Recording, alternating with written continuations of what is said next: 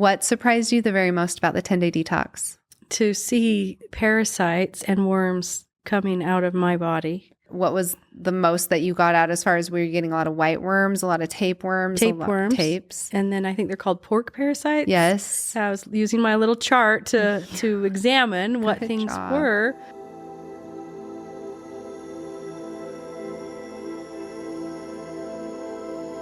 Hello, everyone. My name is Errin Andrus, and this is Cleansing the Human Experience with the Sanctuary Holistic Wellness. I have a very special guest today, Angel Lyn. Angel Lyn has done the 10-day. She's also a former therapist, and she curates many special events for people to have amazing experiences wholeheartedly. And Angel, thank you so much for being here. This is such a privilege to sit with you and tell you thank you for the guidance and the cleanse. And I'm so excited to share how it all ties into what I'm passionate about and you're passionate about. Right. It's so fun. So we were just barely speaking to and talking about you've done a lot of therapy work, but you don't do therapy work anymore. Yeah. And tell us a little bit about yourself and then why you don't do therapy work anymore and where you're at now. 21 years ago, I graduated with a master's degree in clinical social work to prepare me to be a licensed therapist. And shortly after entering the field, I tried working in different clinics, even in different states. And I felt like I was constantly running into ethical issues, ethical dilemmas. I went into that field because I wanted to help people with their mental and emotional needs. But the field was highly controlled and restricted by the motivations, the agendas of the pharmaceutical industry and the insurance industry. How long were you a therapist? Probably just 9 months. Oh, wow.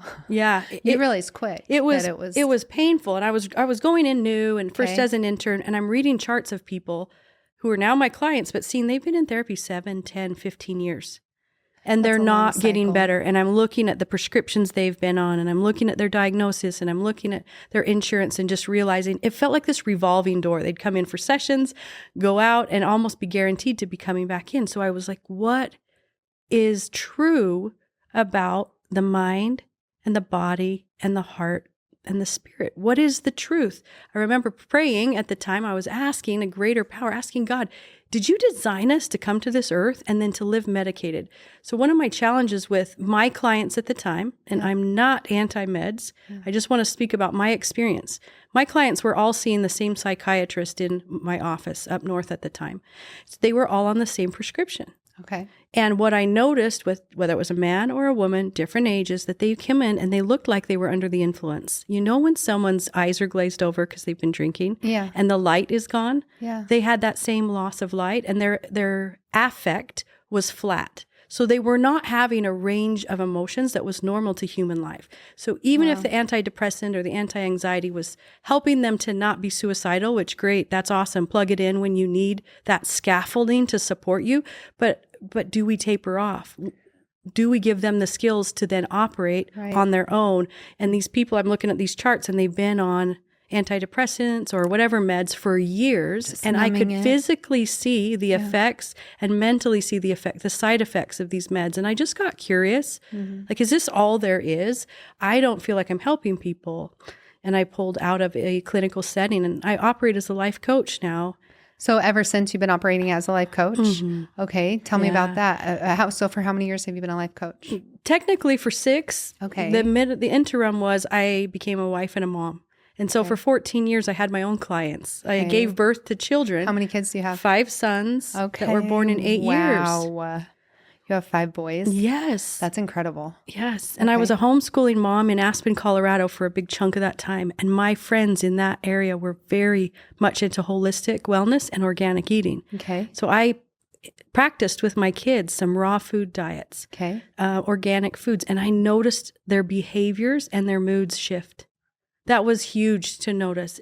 And then I began to read about, and nutrition has such an impact on mental and emotional health. And I was not taught that in grad school. Yeah. So that was the missing piece for me to go, oh my goodness, I want to know more. There's so much more we could be doing for people instead of just not looking at their routines and their diets at all and giving them mental health prescriptions, but not ever saying, you need more sunlight, you need more movement, you're deficient in these areas. Right. So the extra self-care that goes along with the emotional processing of things like that. yes. Okay, good work. So you've been doing that, and you wrote a book.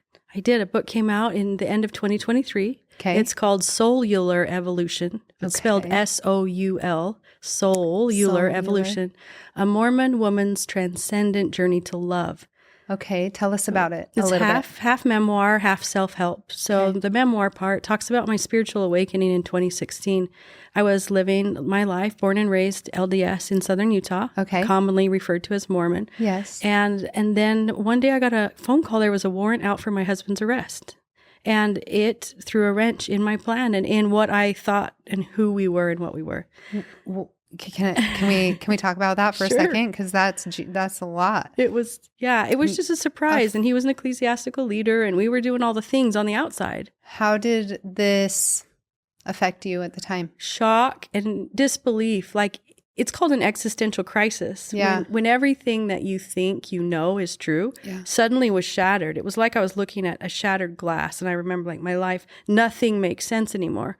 I don't know who or what I can trust. And it was a miracle moment, because in that moment, I walked into my bedroom and I had a bookshelf full of church published books, manuals, scriptures. That's what I was used to turning towards. Right. Or going to a leader or going to even a friend, and what should I do? And in that moment, I did something new. I looked at all that material and I thought, I know this content pretty well because I've taught it for years. Yeah. And how long were you married to him? 16 years. Wow. Yeah. Did he go to jail? No. Okay. So we can pause on him. Okay. Because the miracle of the story is actually what it led to. Yeah. I was looking at all this thinking, here's where I normally turn for answers. And I stopped and did something new. I went inward and I was like, if I can't trust my husband, then why would I trust any other person? I got to trust me. Yeah. That was a pivot. And I just went inward and I was like, there is a me inside that has to be able to know, what do I do next? And I also feel like there's something that created me. In that moment, I didn't know whether to call it God or what. Because again, the existential crisis was like, I don't even know if there is a God. I've been believing in this God and praying to this God. And we as a partnership and, have been serving this God. And how could this happen? So that's what that crisis moment was. But I went inward and upward, I call it. And I asked, what do I do in this moment? And the answer came as a thought that said, put chicken in a crock pot, which had nothing to do with anything. But I listened. I was like, that's so weird. But if I'm asking for guidance, then I better not reject it. Wow. And what I did as I went and put the chicken in the crock pot, I looked over and saw my 5 sons. They're going to need to eat dinner, and mom's in shock. And mom's got to figure out what to do the rest of this day. Is dad going to jail? You know, and little by little, I just kept following that. What do I do now, and where do I go? I kept asking that question, and I would trust this. And I discovered that every time I asked, the answer I got was different than the prescribed to the group, what I might hear at church, what I might hear from my friends. And I just began to go inward and upward. And I discovered patterns that are consistent and principles that are consistent. So the second part of the book just breaks those down and allows people to do their own experiments with these patterns. But my tagline is tune your frequency to truth. And that's what I'm passionate about, is just finding more and more truth, which is what led me to you. I love that.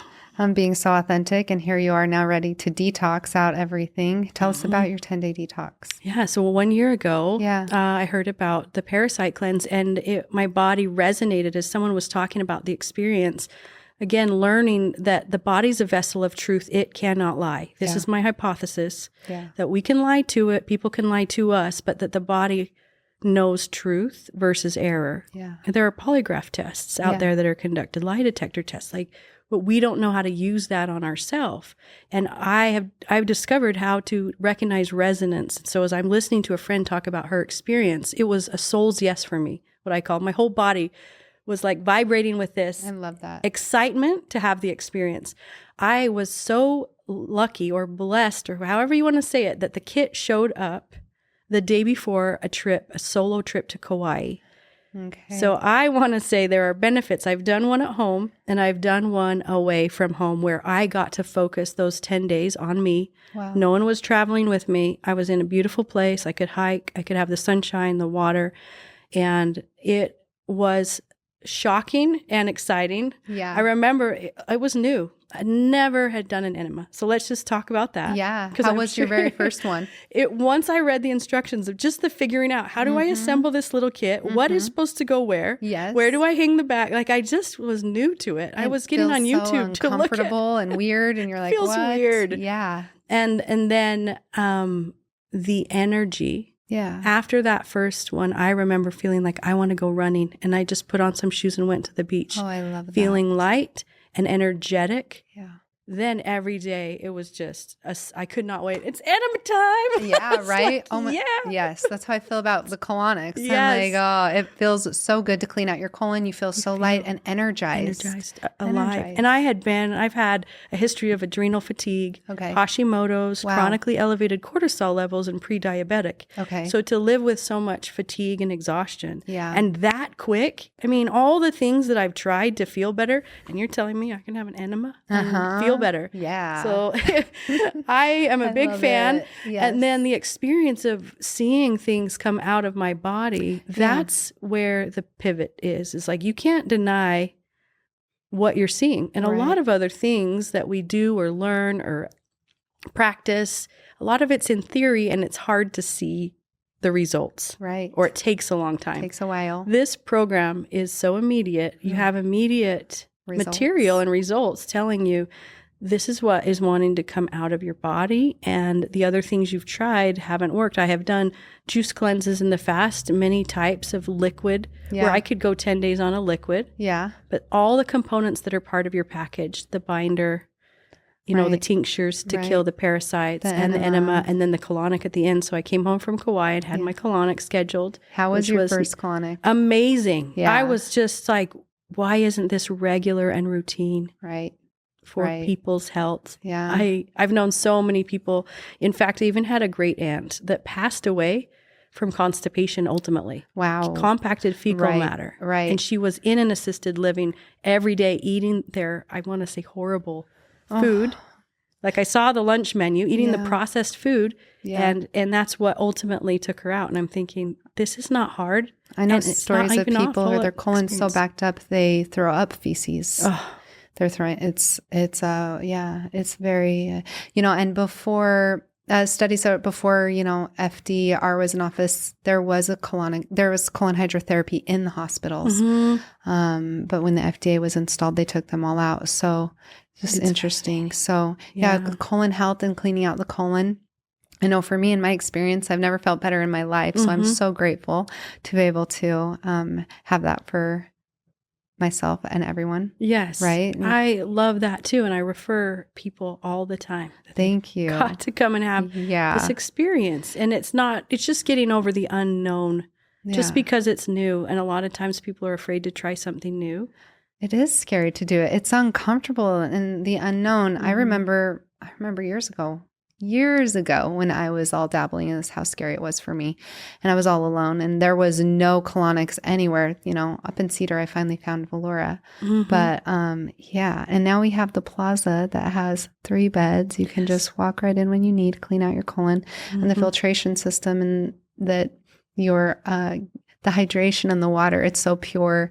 The plaza, it feels so good. Have you had a colonic yet at the plaza? I have not. Okay. You've got magic water there. Yeah, it is amazing. Yeah. I'm excited for you to try that. I wanted to say one thing. When I was in Kauai, the place I was staying, the next door neighbor was a colon doctor. Okay. Oh, amazing. Well, there was an interesting exchange. Yes, and so, I bet. The hosts that I was with, I was telling them about this cleanse I'm doing, and they were just so intrigued. So every day they would ask me, what did you see? What are you experiencing? So I was sharing with them, and they called up their neighbor And the colon doctor. The colon doctor. Okay. I don't know the technical term, but yes.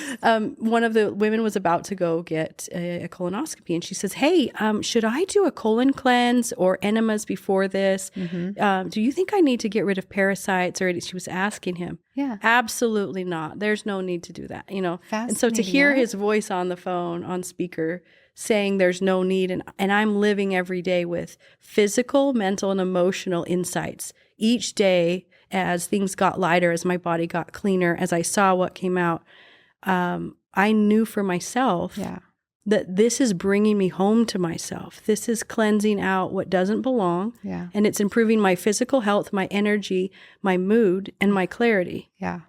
That's why I made it my business when I was like, oh my gosh, I can't not now in my life not have it after I know, one way of feeling and then another way of feeling. We want the better way of feeling. Yes. We'll stick with that. Yes. Okay. But that's fascinating. The colon doctor. Yeah. Said no, absolutely not. But it is surprising, how many, in the medical field still just don't know yet. And that's okay. They'll get there. And there are so many amazing doctors that do know and that are, able to give good insight to their clients who want to detox and come to the sanctuary. So it's good. Yeah. Yeah. And one of the things I learned in my spiritual awakening through that season was that ignorance is innocence. Yeah. Where in our society, we're prone and taught to judge people and to be about right, wrong, good and bad, competitive, comparing. And so I don't see it that way anymore. I truly see, because just like I went to college and I was taught within a box. I was taught to view mental health from a medical model and from one lens. And it has been very helpful for me to understand cognitive behavioral psychology. Yeah. And when I learned about nutrition and movement and then learning about parasites, you add to it. Right. And I don't judge myself for what I didn't know when I was a new therapist. Yeah. That I thought, go see the psychiatrist. You probably need a prescription. That's what I was prescribing. Yeah. Or recommending. It's only what you knew but at the when time. you're ignorant, you're innocent. Yeah. And so I see those who don't know, or if they doubt what you're doing. I mean, every day you're seeing the results. Yeah. And they haven't seen it. They haven't lived it. One of my favorite friends has been on your show. I want to bring up Kobe Taylor. Oh, I love Kobe. So I remember texting him and saying, when I was doing this, I texted him from Kauai. And I said, you have got to do this. And he was like, I'm meeting with Errin tomorrow. and he's a medical, pharmacist. Yeah. And I love having watched him go from skepticism and doubt to actually going through the process. And he did so well. And then he did another round. He loved it so much. He was like, let's do this again. His experience was awesome. And helping so many people, especially who are, spiritually enlightened to things, helping people already, doing all of the practices of awareness and responsibility and love that you can, and then to be able to clean the physical so that it can all just download in the body perfectly. Feels so good. So good. Yeah, I love that. Okay, so what I want to talk about Yin on Fire. Okay. So for those of you that don't know, Angel puts on an incredible event every year. It brings awareness. There's hundreds of different workshops you can choose from. There's music all day. There's activities that are community building and core enlightening, strengthening, all the things. And it's called Yin on Fire. Yes. Tell us about Yin. I am one of many people who have come together to create this vision here in Southern Utah every fall. This 4-day, 3-night event is a gathering to be educated in new modalities of healing, new to some of us. But we bring together facilitators and practitioners like yourself who are experts in a modality of healing in mind, body, heart, spirit, or all of the above, and put on these workshops. And guests can choose from a lineup of workshops they range from functional holistic medicine to shamans to yoga, to breath work, to relationship models, conscious parenting. Like there is just so many to choose from. So it's this smorgasbord. Some people say they just can't choose, that we gave too many options. That's one of the most common complaints. That's darling. Too many good classes. But that's what we have here in Southern Utah. We have so many gifted people that a lot of the public don't know about. And that was the impression I got as I was meeting people that were bringing their knowledge, their research here and choosing to live here in St. George. And then maybe their next door neighbor doesn't even know the genius that they have. Right. And so I felt impressed to create an event that would gather and bring light to the options that we have and be a place where someone could come in 4 days, learn more or be exposed to more possibilities than they might ever come across in 10 years or a lifetime. That's really cool. And we play and we have fun. Yes. And you're connecting with open-minded people. Mm-hmm. So I love that someone said, Angel, it's not like-minded people because you don't want to get into a vacuum. Right. When you choose to only surround yourself with like-minded people, you stagnate. Yeah. And she says at Yin on Fire, I met open-minded people. They could hear me, my ideas, my background. They could share, and we were excited and loved our differences. And that was exciting to me too, because that's where love and community and cooperation comes from. Not just staying with our like-minded, because that's where we get angry. And judgmental, and we only want to stay in our box of what we believe. And so Yin on Fire is a place where we exchange ideas and beliefs and practices and demonstrate mutual respect for where someone's coming from, what their story is, what they practice, and just be open like, oh, this is interesting. I love that. Does it resonate with me or not? And so people get to take home the new ideas and practices that resonate, that might be the answers to something they've been looking for. Yeah. And this is October 2nd through the 5th this year. Okay. And it's yinonfire.org is our site to find out more. You also have an amazing lineup of musicians. Mm-hmm. Who's like the big one coming in this year? It's secret. Oh, like last year was so good. Yeah, we have a lot of conscious music. Cool. I love it. High vibrating. Yeah. We bring in sound bowls and a range of different. And it's a 4-day festival. 4-day festival, a soul family gathering. It is so fun. So if you've ever wanted to go to a great family reunion, this is the soul family reunion. Yes, where you love to see the people. You can show up and be you, your authentic self. Yeah. And you just don't have to please anyone or pretend, to try to fit in at a regular family reunion sometimes. I love it. It's a lot of fun. Yeah, our whole team will be there this year. We're so excited. So excited. Yeah, you taught last year, so we had Errin and Ashley as workshop presenters. Teaching all about parasites and heavy metals and how to detox them. And then we had a booth, and that was so fun. Mm-hmm. I was talking to somebody there, I'd met them, and they were looking around, and they're like, this is the most organized festival I've ever been to. And I was like, fun. Yeah, a team of just 5 core people. Amazing, conscious. I think he said, I can tell they all went to Relief Society. They were all Relief Society presidents putting this Yin on Fire festival together. And it was really organized and so beautiful and thought through and incredible. So good work. We're impressed. I'm coming again for sure. Great. Yeah. I'm excited to, for all of it. I'm so grateful for your support. And that is my continued personal mission, is just to help other people learn that they can trust themselves in the search for truth. And I'm not here to say this is what you need or this is what you have to do or this program is right for you, but I love to introduce people to open your mind and listen to what this modality is. Yeah. And then how to tap into their body. The body operates in the most amazing way. And many people can relate to it. If I talk about music, when you're listening to music, if someone's singing off key or playing an instrument off key, your physical body tends to cringe. Almost everyone says it tightens, you pull back, you want to get away. That's the body saying something's out of tune here. Yeah. When you're listening and music is perfectly blended, the harmonies melt like butter. A lot of people say, I get goosebumps, or I feel lighter, or I might get teary, but the cells expand and relax. You can start to pay attention to what your body's telling you. If you're interested, should I take this prescription? Should I listen to this person? Should I buy this book? Should I sign up for this webinar?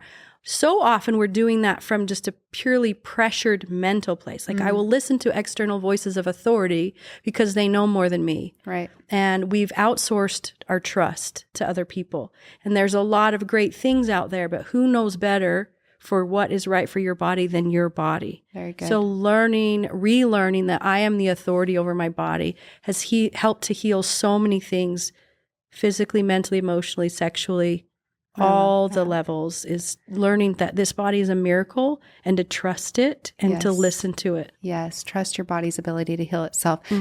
Do you talk about this in your book? Yes. Okay. Very good. Yes. Oh, I love that. And the metaphor for the music, it's either in tune or it's out of tune and your body knows. Yes. Isn't that awesome? Yeah. It's so easy. And I developed one funny story that developed in my body as I was starting to learn this and be more intentional. Like I just want to speak the truth. Yeah. I was giving a class at a local place here in town where I spoke weekly. Yeah. And in the middle of this class, just teaching mental and emotional concepts, I started to stutter. And I have never had a stutter in my life. Fascinating. And I just paused and I took the moment to ask my body, what is happening? It says, what you're saying is not true. Wow. And so I stopped and there was this long pause. The audience is just looking at me. And I just remember closing my eyes to get out of fear of pressure that I need to talk or I need to answer. Was it like just a factual thing? Yeah, it was just a factual thing. It was something I had learned from psychology. Sure.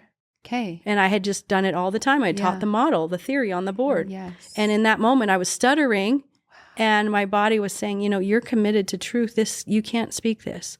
And I just paused and asked, what is true? And then I clarified.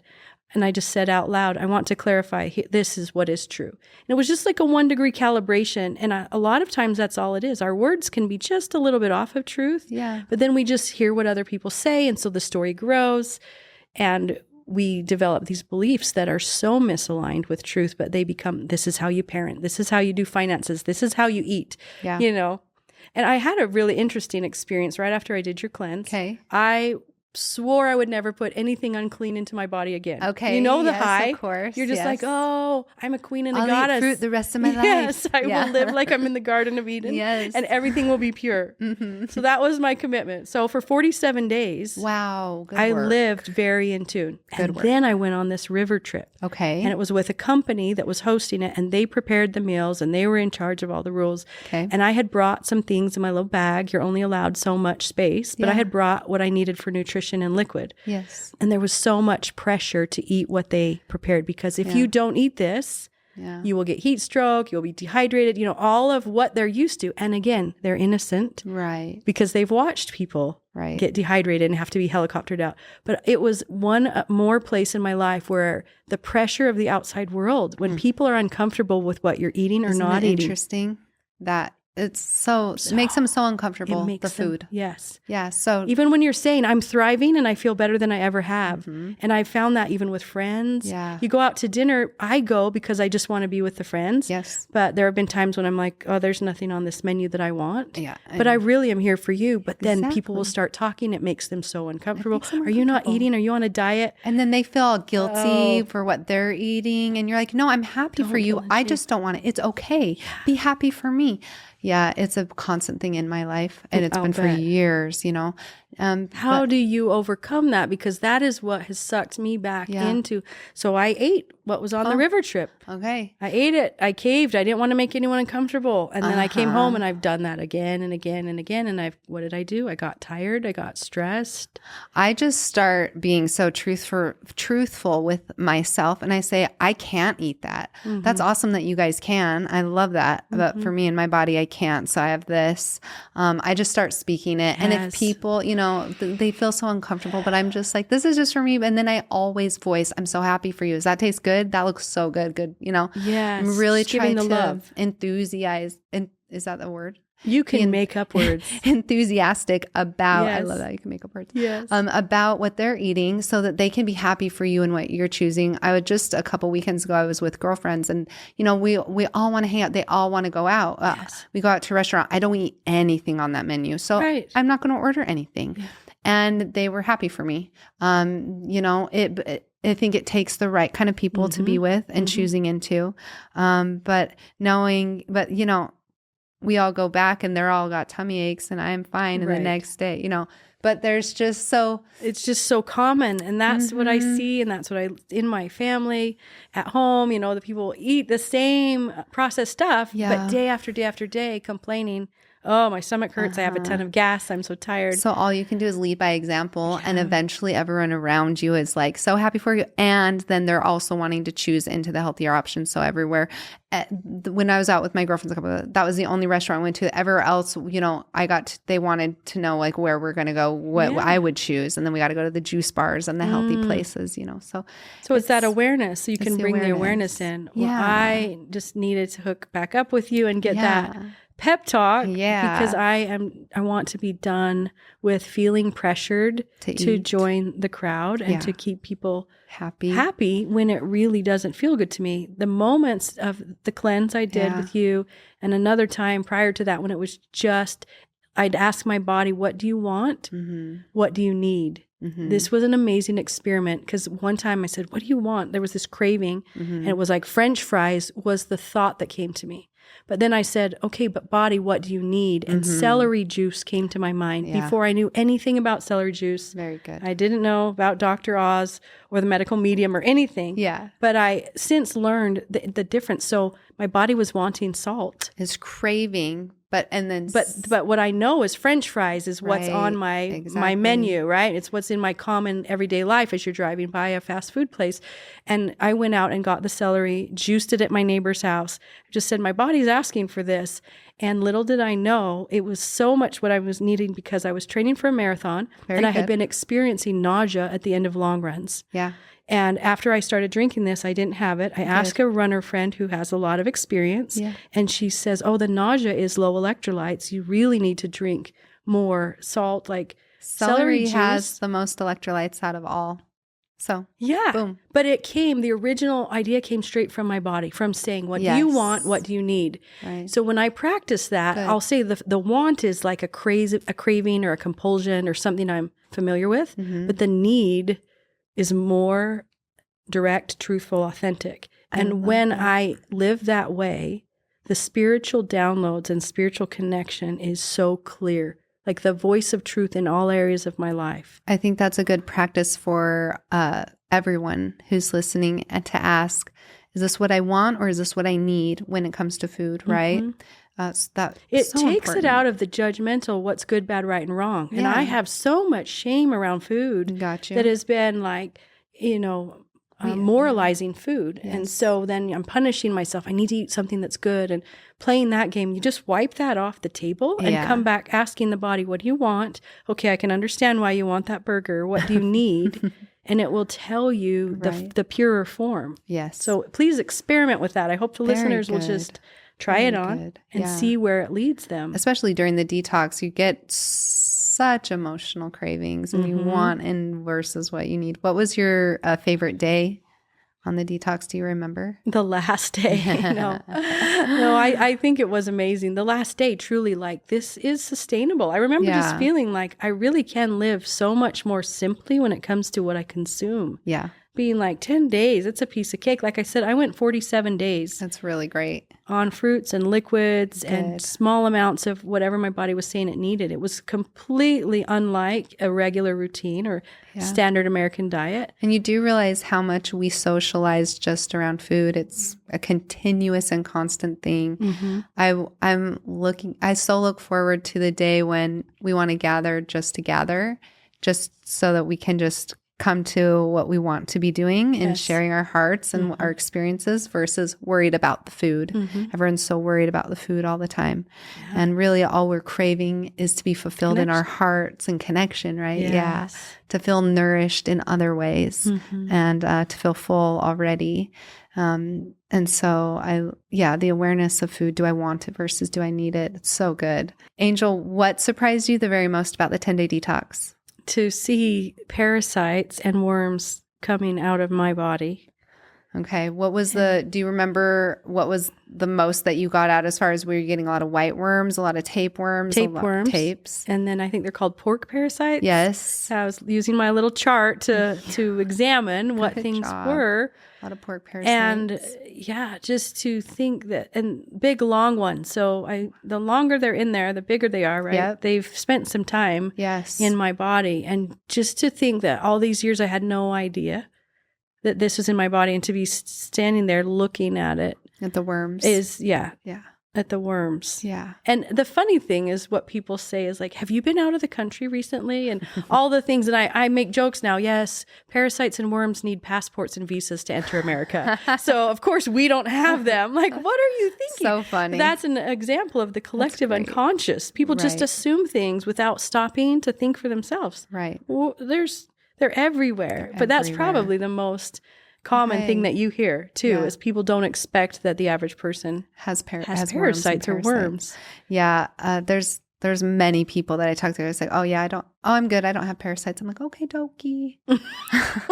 Okay. All right. My theory is we all have them. Every single person, and even I'm sure pass through in utero and all, I think we're born with some even. So I think it's hard to avoid. It's impossible to avoid. My theory anyways, my opinion. And okay. Do you say during the detox, what emotion came through the very most for you?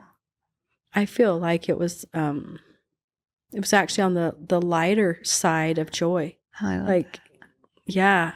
I was expecting lots of anger or things on different days or sadness, but I feel like it was the joy that has been tough to feel over the last few years. Okay. Oh, and you got to just experience so much joy. Yeah. It was heavenly. The whole experience was like dancing in this beautiful realm of lightness and release, and I loved it.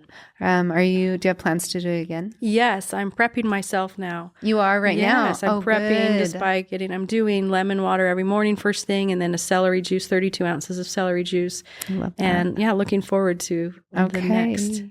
Do you drink celery juice every day? Yes. Do you juice it yourself? Yes. Good job. Yeah. Yeah. What's your typical kind of like day-to-day routine? Yeah, with food. Right now I'm waking up and the first thing I do is go get some warm lemon water. So I juice a lemon, organic lemon, and I'll stir in some raw local honey. Okay. And a little cayenne pepper. Okay. And sometimes apple cider vinegar, sometimes not. I ask my body what it needs. Yeah. And I'll drink a quart of that, and then I wait 30 minutes, and then I go back in and do a quart of fresh juiced celery juice. Amazing. Yeah.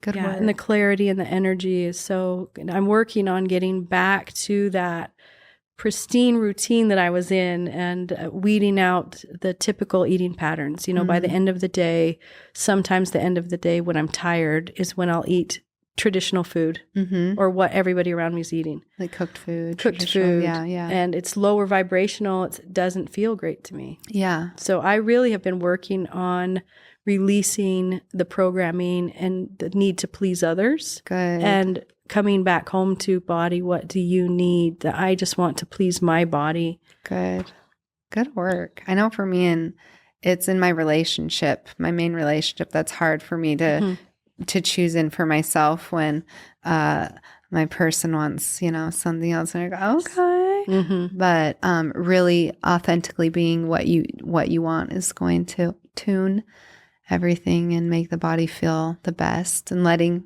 your partner have what they need and you have what you need, and you're both happy. Yeah, that is the toughest spot there. That's the place, because I want to spend time with him. I want to be around him. And food, the food part's such a big part of, I feel like, in a relationship, a one-on-one relationship, right? Yeah. What are we going to eat tonight? Where do you want to go? Yeah. I'm good, but I'll go with you. Many times I've said, I'm good, but I'll go with you. Good job. And then there are those times when it's fatigue. I eat whatever. Yeah. And it only compounds it. It only makes me more tired and more sluggish. And I know for me, I have to have things ready to grab for those moments. Like I pre-make, my kale chips, or pre-make a bowl of fruit that's washed and ready to go that I can just grab. Yeah. Well, you're doing good. That's really good work. The cycles of eating and the food cycles from birth. I mean, we've been trying to figure out ever since. So good work on figuring out how to authentically thrive in the vessel of you. Yes. Yeah. If you could go back in time and give yourself advice before starting the cleanse on how to prep or what you're doing, or to give anyone some advice, what would that be? I think hearing some of the stories that are on your Instagram page is probably the most encouraging and comforting. All these different people, hearing their experiences and realizing this is a natural, healthy, smart, wise thing to do. Like listening to other people, because we're so inundated, and I was so inundated with, that's weird, that's different, why would you do that? The negative voice or the doubting voice. Yeah. But in my case, this time around, I was so prepared. When I heard about your cleanse, I was already 16 days into juicing. Oh, wow. You were ready. And so I was ready. Yeah. And the parasite component just felt right to my body, like you're ready to release. You know, you've moved some other stuff out of the way. You've been releasing debris and residue. Let's go deeper. But then I found your page and started to listen to other people's shares or going to their posts and reading all the comments. And it really helped me to see the supporters. The supporters are people who have actually been there, done that. Yeah. The detractors are the ones who are naysayers. Yeah. They're judgmental, but they're ignorant, which means they're innocent. Yeah. So it was just to, the advice I would have for my former self or for anyone else that's contemplating it is to ask your body what it needs. And if it lights up, if there's a sense of energy or your body actually feels like you're pulled towards it, curious, desiring it, I invite you to experiment with trusting yourself, because that ability will be instrumental in so many other moments. It comes in handy in relationships, in parenting, in your finances. If you can learn to trust what your body's telling you, your gut instinct, however you want to describe it. I call it my soul's yes. When you listen and trust that, you are led to your highest desires and your highest and greatest good. Time and time again, it's honesty and transparency and connection. And so this practice of the detox is actually it's like a physical ritual in learning to trust yourself. And day by day, you're doing the routine that is prescribed by the sanctuary and listening to your body. There were days when I felt like I don't need another serving of kidney tea. Mm-hmm. Just because it's on the routine, mm-hmm. I don't need it right now. Yeah. You know, but I need more of this or that. So that connection to trusting myself really was cultivated there with my body. And I feel like it became profoundly impactful in business, in my relationship at home. No, this is what's right for me. So I can say, this is what I'm choosing. I choose this. Yes. And you're free to choose what you want. But where better to learn that skill than with your own body, listening and trusting. I love that.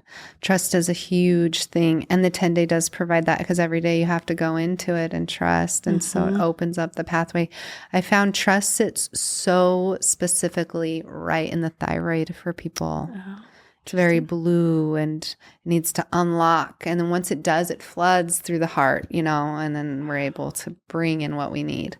But trust is huge for the body, huge for the reality and the experience, and for your whole existence, to trust who you are. Mm-hmm. Yeah. Bravo. So that's the advice. Trust it. Anyone that feels intrigued or curious, lean into that. That is a little whisper coming from inside. And the more you lean in, the more it grows, being able to hear that. My body actually wants this. Yes. Don't let the mind talk you out of it when you notice those doubting thoughts are coming from external voices. That's not you. Right. So trust it. Very good. What was your hardest day? Do you remember? I didn't really think that I had a hard day. Oh, People good. would prep me like, this day is going to be really hard. Like liver flush day, or... I just thought I was in heaven. And it was such an amazing encounter. I felt such a sacred connection to my body. Good. That overrode so many past imprints, that your body's not beautiful, right? I've had that my whole life, that I'm not beautiful. How often, we think that when we're younger and grow up with that, not and we thin see enough. Our moms in the mirror saying, oh no, or constantly, I can't eat anymore, I'm not thin enough. Yeah. I have a lot of programming around my body that it's not enough. Okay. And when I was listening and flushing it and taking care of it, I really realized it's taking care of me. Yeah. every day for 47 years. I haven't had to micromanage it. Moment. I don't wake up and say, okay, heart, you need to beat, liver, you need to flush, kidney, you need to do that. It just takes care of me. And it was this feeling of giving back and being so respectful and having a sacred relationship to the body. And it was like, this is far more powerful to my worth, to me knowing my worth. What am I worth? I'm worth this incredible engine, this vehicle, this temple. I'm worth it. Yeah. There's a miracle called a body that I get to occupy every day. Your vessel. And it just changes the way you treat it, the way you sit, walk, act, where you're going to put it. Like it up-leveled my respect for my body. So I loved every single day. It was new and different and exciting. I love that. Yeah. Oh, the vessel that houses the consciousness, that is so beautifully said. They're coming through you. Thank you. Wow. Okay. And what's on so you're preparing for yin. Yes. And how many do you take on clients? I've been actively doing one-on-ones for years, and Amazing. I just halted that. Okay. So there's some new objectives on the horizon, and it has to do with really continuing to gather facilitators in this area. Yeah. And I am seeking to bring destination wellness vacations to Southern Utah. Good. Where people get a customized approach. They get to speak with someone who can, like myself, who can say, you need to see Errin. Yeah. You need to go see Kobe. You need some aminos. You get to, and instead of just having rote or conveyor belt programs, like we have some of those where you come in and here's the calories you're going to eat and here's what you're going to do every day. Right. But I really believe that every individual needs an individual experience. Yes. And to come here to Southern Utah and have a mind, body, heart, spirit vacation that leaves you, instead of a vacation where you put on weight and you feel crummy and you have to go home and you need a vacation. You need from a your detox vacation. from the vacation. But to have a vacation where you go home truly connected to yourself and energized and with clarity and utilizing all these amazing people that I know of. And so I'm excited for the retreat that you're putting on for that reason, knowing that it's really special to be able to step out of your life and spend a few concentrated days doing something like this. The 10-day detox retreat is something I've been working on for years. So to see it finally manifest is so, it's amazing. It's going to be a detox vacation, and and every individual, like you said, is different, and they need different, maybe catered to different emotionally, physically, in all of the ways we're nourishing. So I love this mecca of wellness in Southern Utah, and the open-minded community that we have into joining our hearts together and seeing how we can help heal the community and the world. That's it. Yeah. I'm so grateful to be a part of your community and network. Thank you. Likewise. So grateful. So good. You're such an incredible human. I'm so grateful to know you, Angel. Thank you for being here.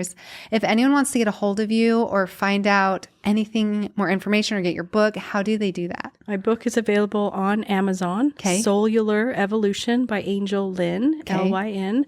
How do they get a hold of me? yinonfire.org. Okay. Or angel@yinonfire.com. Do you have an Instagram? I do. They're all different. Okay. And I'm just I'm such a nomadic human. Yeah. Just find me through that. You can email me at angel@yinonfire.org .com. If there's anything I can do for people. I'm in a phase of life where rather than do one-on-ones, I really want to broker out services. I really want to find out, what is it that you're looking for? Yeah. I know who you need. I love that. And that lights me up. I love that. Thank you so much for being in this world. Thank you. All right. Thank you, everybody. Thanks for listening. And until next time.